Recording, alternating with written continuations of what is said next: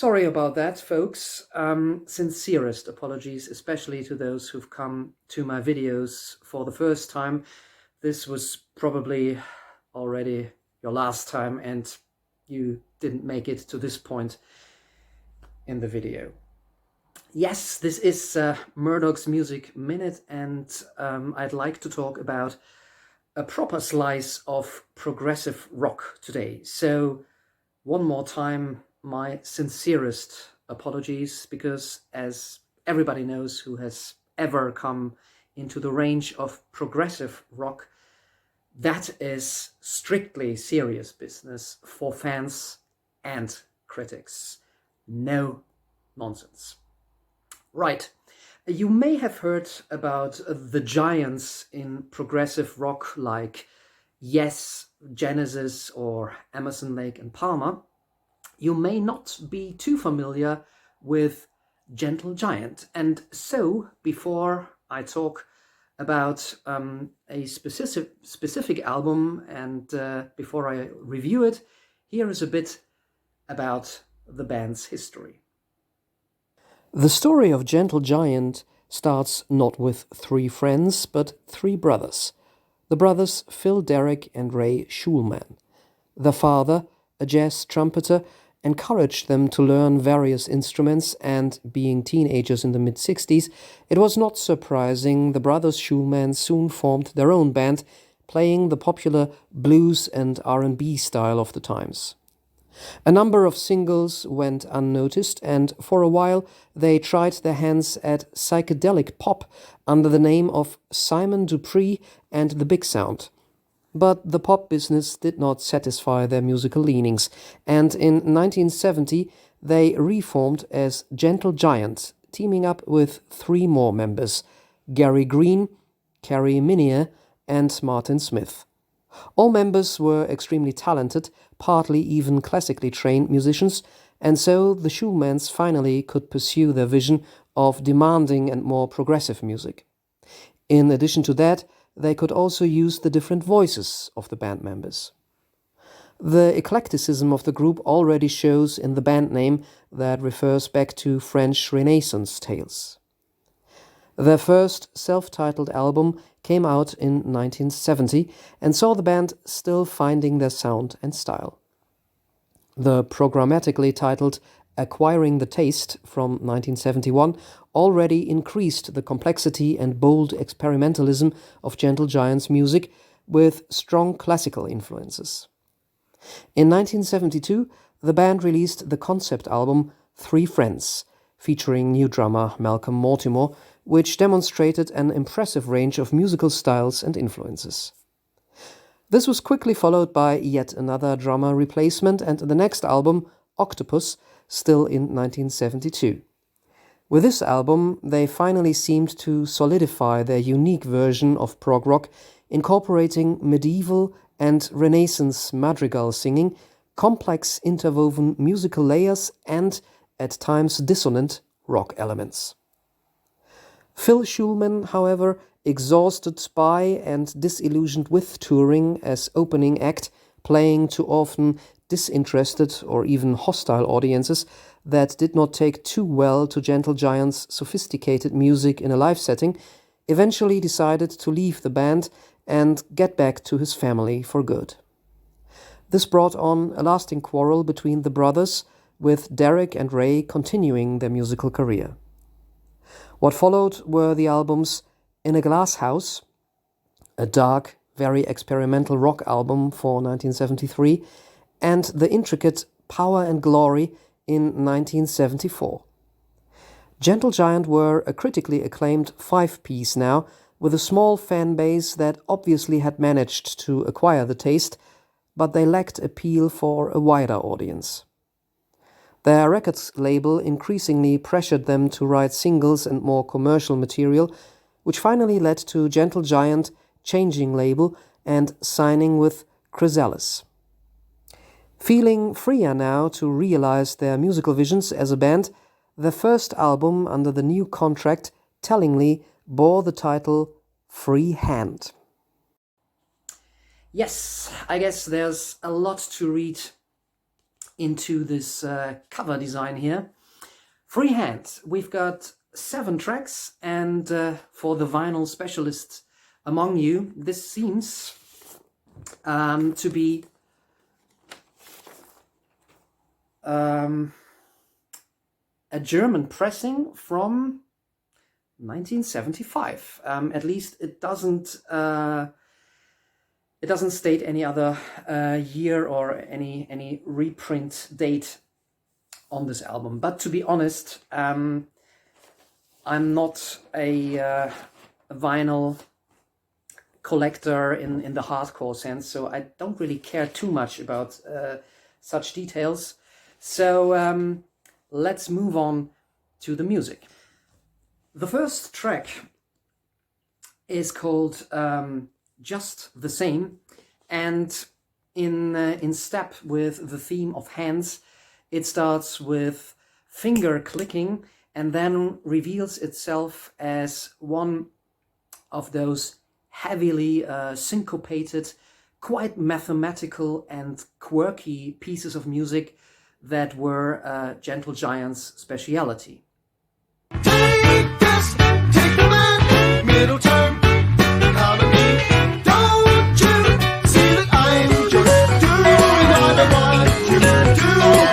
Nothing more and nothing less than you. For the uninitiated, this will probably all seem rather left field and hard to get into, but in Gentle Giant's musical universe, this album actually marked a step into a more accessible direction. The lyrics refer to people who see something in other people that those people actually are not, or projecting something into people and thus ignoring the true nature of those other people. An interesting track for sure that is spiced up with saxophone and keyboards.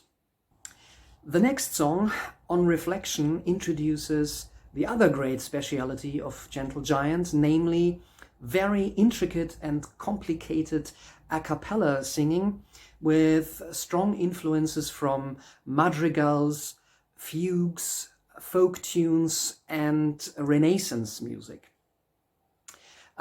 This is very unusual music that takes a lot of unexpected corners with lots of changes and breaks, vibraphone recorders and Celeste, though it's not the first time that Gentle Giant dabbled in this rather very artificial mixture of influences. Still you stay, tied in your stay, changing times, watching signs. How?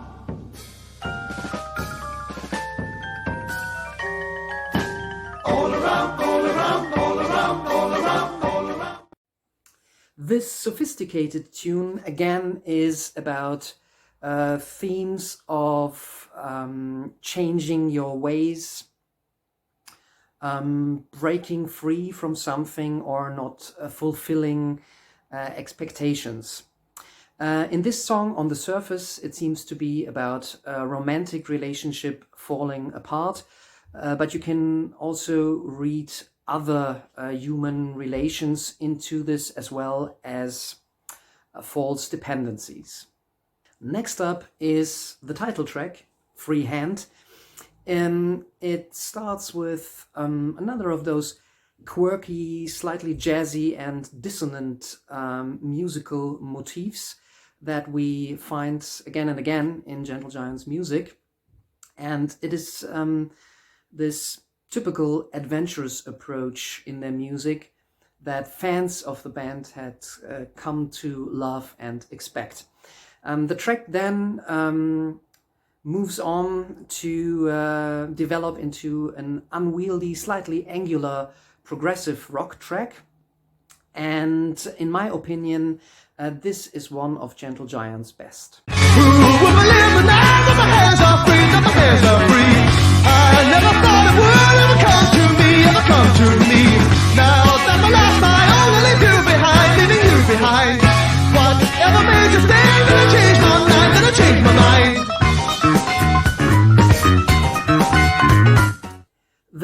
again addresses breaking away from something or someone, taking one's life into one's own hands and making a change.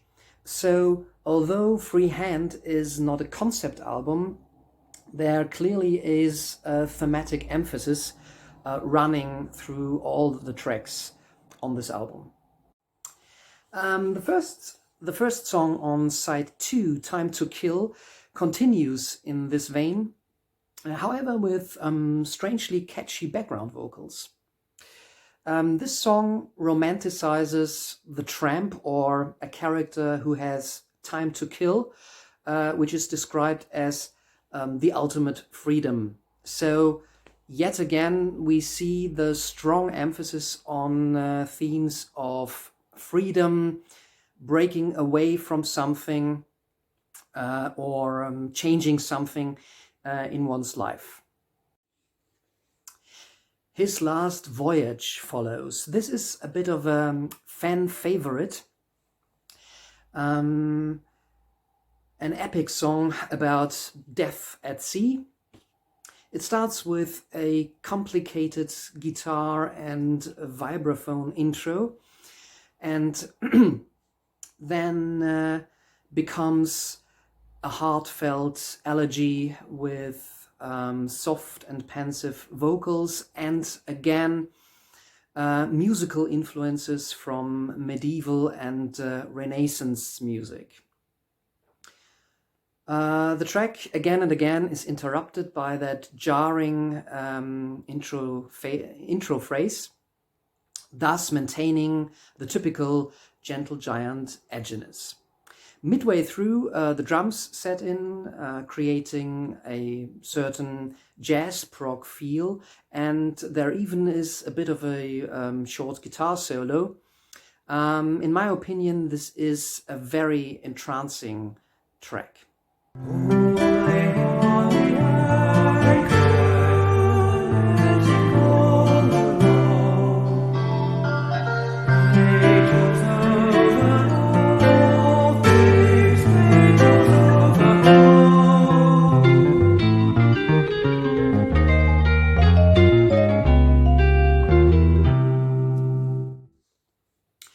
To lift up the spirits with a more playful mood, the band throws in the instrumental Talybont, which really takes us to a jolly medieval fare. The title possibly refers to Talybont-on-Usk, or Usk, a small village in Wales, of which, of course, I had never heard before I did some internet research for this review. Yeah, I really am an expert on the albums I talk about, right? So let's move on to the final track of the album, Mobile. This is more like a gypsy folk night at the village pub with acoustic guitar and a happy fiddle, but presented with the Gentle Giant oddness. Lyrically, this song, at least to me, seems to describe the drag that touring from town to town can be. Musically, it ends the album on an upbeat note. Freehand is a rather short but very dense, intense album, with its elements from a distant past combined with tricky progressive rock. It will probably speak to fans of bands like Griffin or Jethro Tull's Songs from the Wood, and bands of a similar ilk. It made it into the top 50 in the USA, and to this day remains Gentle Giant's most successful album. Gentle Giant have always been a bit of an insider tip, and die-hard fans will probably point to albums that came out before Freehand as the truly essential ones, where the band really pushed the envelope, whereas this one maybe is considered as a bit of a polished summary of all that the band creatively had done up to that point. But that is exactly why I think this album works so well. It has a great quirky flow and surprises with one or the other catchy bit. And that's also why I would argue this is the album to introduce people to Gentle Giant to. Because it has all their rather tricky idiosyncratic trademarks, but never becomes totally avant-garde as to put off listeners, at least not listeners who have a certain fondness for progressive rock in general.